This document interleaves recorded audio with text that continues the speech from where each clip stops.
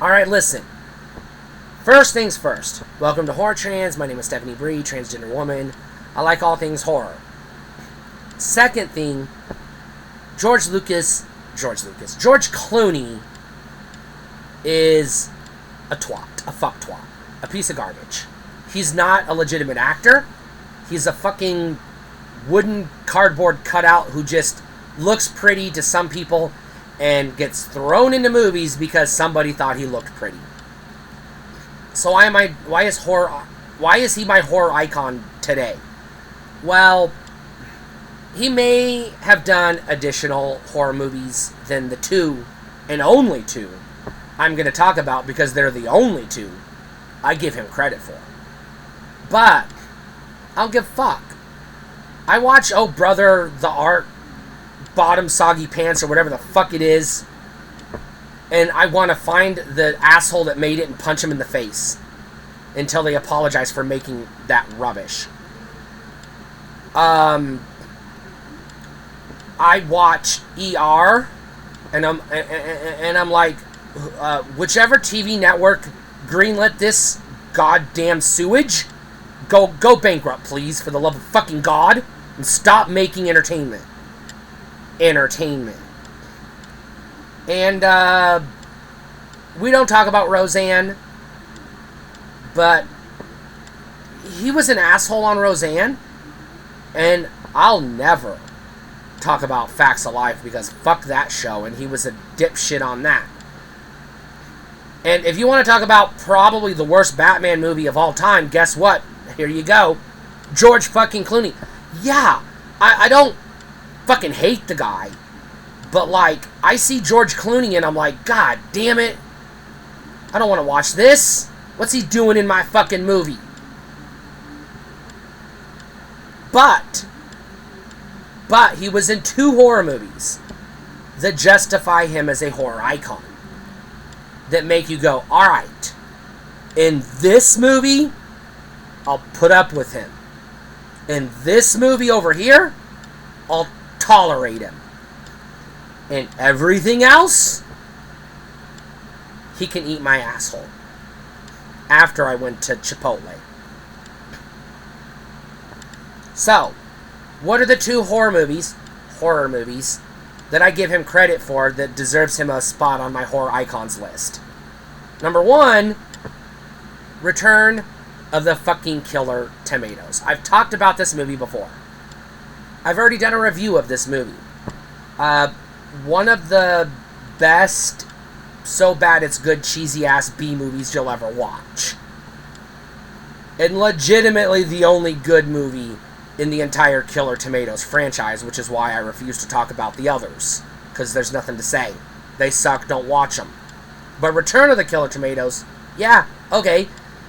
Now, why is George Clooney, because he's in it, why can I tolerate him in this? Because he's barely in it. He's the roommate. He's in enough scenes that he can put his name in the credits, and you can put this on his IMDb page. That's it. This is not a George Clooney movie. Thank the fucking gods for that. But he happens to be in it, and it happens to not suck, so there you are. A kinda, sort of, almost horror movie with George Clooney in it. But let's be honest, this is a fucking comedy. It's a satire, it's a B movie, it's a cheesy ass, that's what it is. It's not a legit, proper, scary horror movie. So does he really deserve the status of horror icon for being in this movie? Well, not entirely, no. Because you could, if he hadn't done the second horror movie I'm about to talk about, you could just write him off as, okay, he was in a Mel Brooks type of satire. Because that's essentially what Return of the Killer Tomatoes is trying to be. It fails, but it is what it is. But he was in the only good movie Quentin Tarantino made in his entire goddamn career, which is obviously From Dusk Till Dawn. And while the entire time you're watching From Dusk Till Dawn, you want to throw bricks into Quentin Tarantino's character's face until he looks like a pancake. You don't want to punch George Clooney's character the entire movie. Now, there's about conservatively 4 or maybe 5 moments where you want to punch him in the teeth. Yeah. For 2 reasons. One, he's George Clooney. You just want to punch him in the teeth for being George Clooney, because fuck George Clooney. I fucking hate George Clooney. I don't hate him as much as Adam Sandler, but he's on my people I don't fucking give a shit about. And also, he's kind of a dick in this movie. He's a legit asshole. He's a bad guy.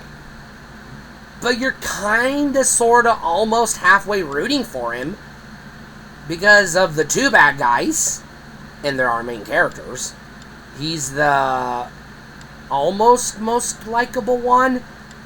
Or, I mean, it's easy to say lesser of 2 evils, but yeah. But From Dusk Till Dawn, as a whole, is not only the only, don't argue with me, the only good movie Quentin Tarantino ever made. And if you ever try to talk to me about goddamn Kill Bill or fucking bullshit, fuck off, eat shit, I don't even remember what it's called, fucking Bible Preachers with Guns. What the fuck is that movie called? It's so beneath me I can't even keep it in my head. Pulp Fiction.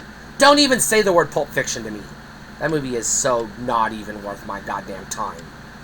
But, anyways, not only is From Dusk Till Dawn the legitimately only good movie Quentin Tarantino has ever made, it's actually a goddamn good movie. It's probably, I'm being honest with you here, top 5 vampire movies of all time. Not top 10, top 5. It's that fucking good. And George Clooney is fucking in it. I mean, it's him. He's the whole goddamn movie. Everybody else just kind of sort of orbits around him. Which is part of the problem with George Clooney, is when he's in a movie, everybody just sort of orbits around him, and I don't fucking like that, because he ain't hot shit, but he thinks he is. Anyways. Now, I have issues with From Dusk Till Dawn, which I probably talked about in my review of From Dusk Till Dawn. But this movie is, like, one of my favorite vampire movies I've ever seen. And nothing is ever going to make me say this isn't the only good movie Quentin Tarantino has made, because I've seen 13 movies by the goddamn cocksucker, and this is the only one I can stand.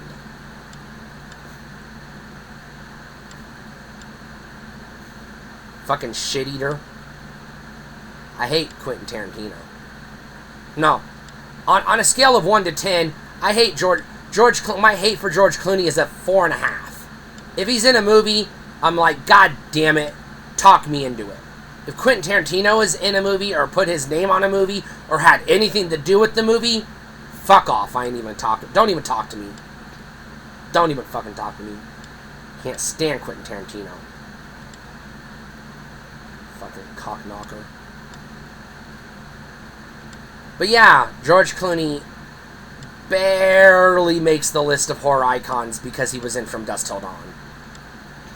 And why not mention Return of the Killer Tomatoes, because he doesn't like it when people mention it, and I like doing things he doesn't like because I don't like him. Stay cool.